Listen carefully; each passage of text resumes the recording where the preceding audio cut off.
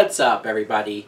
My name is Mike Brown, aka ReviewKingMB, and I am here to review the Batman v Superman Dawn of Justice, the Ultimate Cut Edition. Yes, this is something that I've been looking forward to ever since they announced this Ultimate Edition. To be honest, I was going to wait until it physically came out on Blu-ray so that I could own it and watch it on my TV, but once they released it on digital download, everybody was talking about it. Everybody was reviewing it and talking about how much better it was and this and that, so I said, well fuck, I can't wait. I have to watch this now, and now that I have watched it, let me first, before I get into the good, before I get into the bad, let's talk about just some of the stuff that I most noticed that was added to the movie. First things first, at the very beginning, we do see that photographer that's with Lois Lane in the desert, who gets killed off very quickly. I had my suspicions, my theories, but yes, this version does show him introduce himself as Jimmy Olsen. So that means that Zack Snyder killed off Jimmy Olsen in the first fucking 10 minutes of the movie. Really? You had to kill him off? I honestly believe that when he made Man of Steel, and their intentions were to make a female Jimmy Olsen. Jenny, I think, was supposed to be a female Jimmy Olsen, but then everybody lost their shit and got pissed off, and you notice how she doesn't even have a last name now. So I think Snyder was like, oh, you guys want Jimmy Olsen? Here he is! Boom! There he goes. Perry White, Lawrence Fishburne, I love as Perry White. I love the casting, I love the scenes, even in the theatrical version where he just has some witty lines, and he's likable, very likable. There's one scene in this movie, though, where he's talking to Clark Kent. In fact, it's where he gives him the invitation to Lex's gathering, ball gathering, whatever.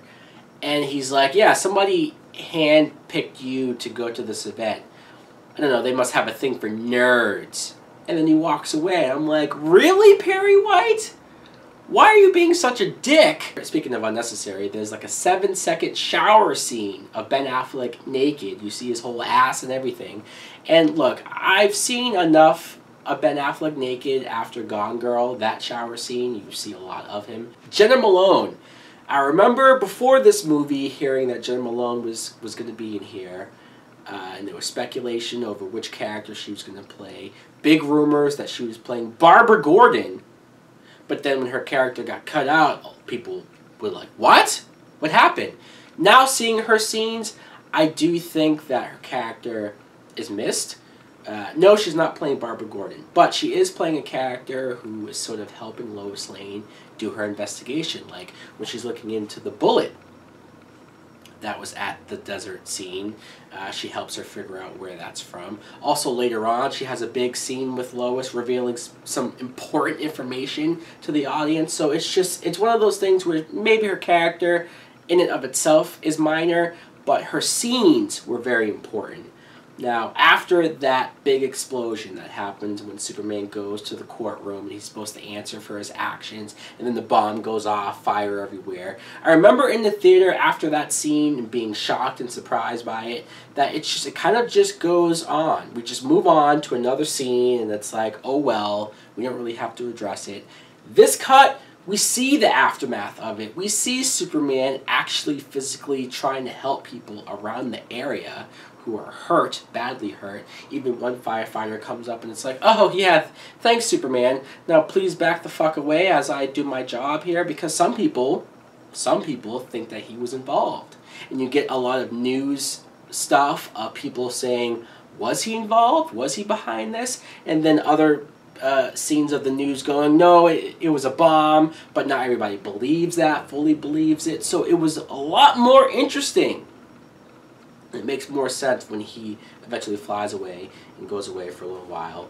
Now, there's a quick scene where Lex comes back to LexCorp and finds out that Batman took the kryptonite. The cool shot of the Batarang in there. But there's like 5 seconds of Lex looking at security footage, and that security footage shows Batman Arkham Asylum style, coming from the ceiling and scooping up somebody from the ground, people shooting at him. It just looks so fucking awesome. It's really quick, I know, But you just see that, and you go crazy, and you wonder why the fuck did they cut that out? The big selling point of this Ultimate Edition was the fact that it's rated R, and that it was going to be more violent and graphic, maybe.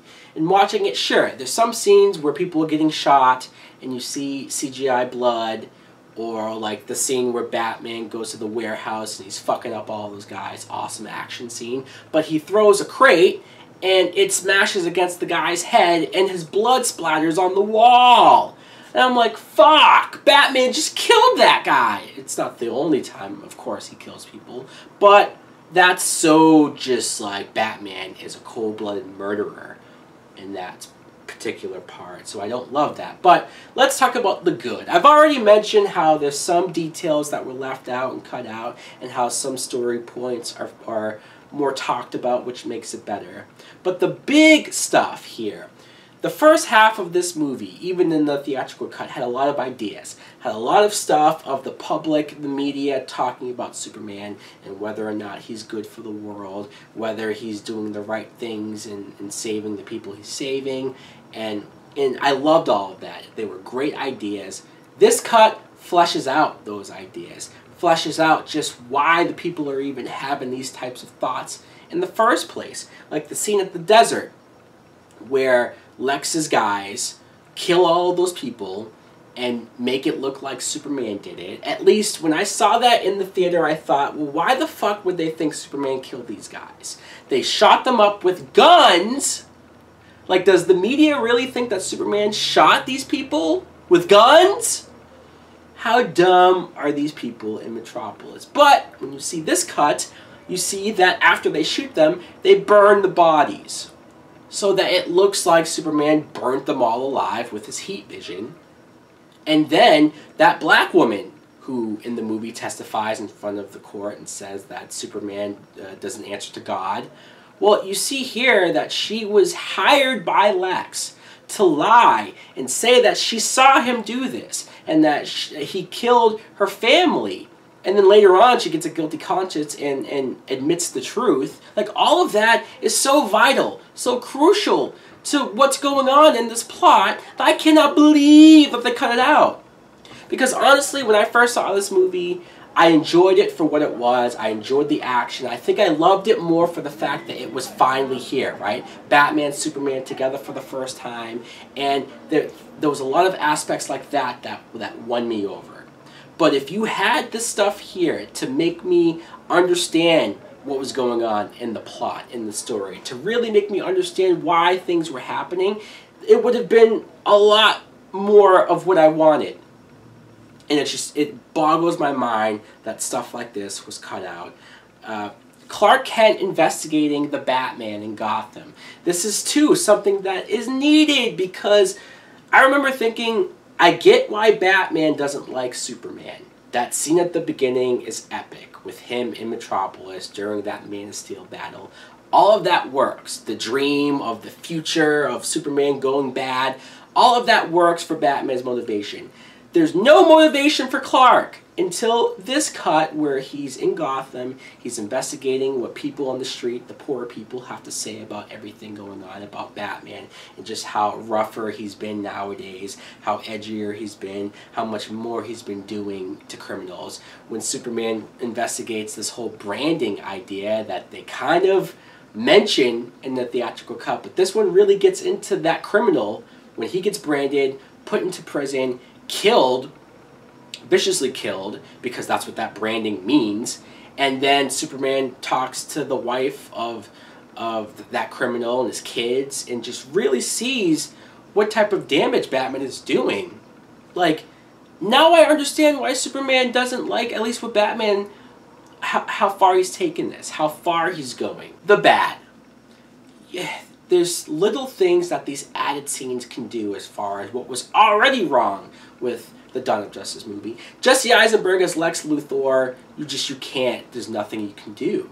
Jesse Eisenberg is terrible as Lex Luthor, and there's nothing that you can change unless you can CGI him out of the movie and CGI in another character, another actor like Mark Strong or Bryan Cranston, or insert any other actor here, and it would have been better. I was even looking out for the dialogue or the way Lex was written and seeing if maybe there's issues there. No, everything that he says makes sense. Everything that he is doing, especially with these added details as far as how he was manipulating the media and stuff, it makes his villainous and his plot make more sense.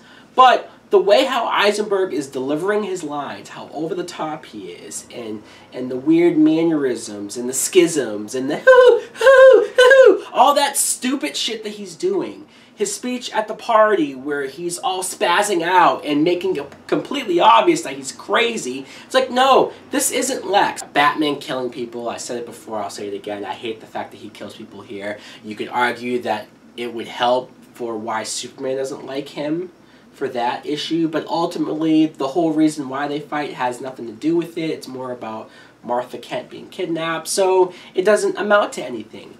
And you don't get a huge character arc really for Batman and his killing. It's just kind of the way he is. I do not like that.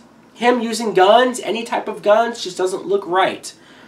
Let's talk about Doomsday and the fact that Doomsday is here. Now, story-wise, it's too early to do Doomsday. I agree with that. And story-wise, it's too early to do the death of Superman. But as it is, as it stands, I don't really have that much of an issue with it. It's a pretty awesome-looking fight to see Wonder Woman, who's insanely awesome here, by the way.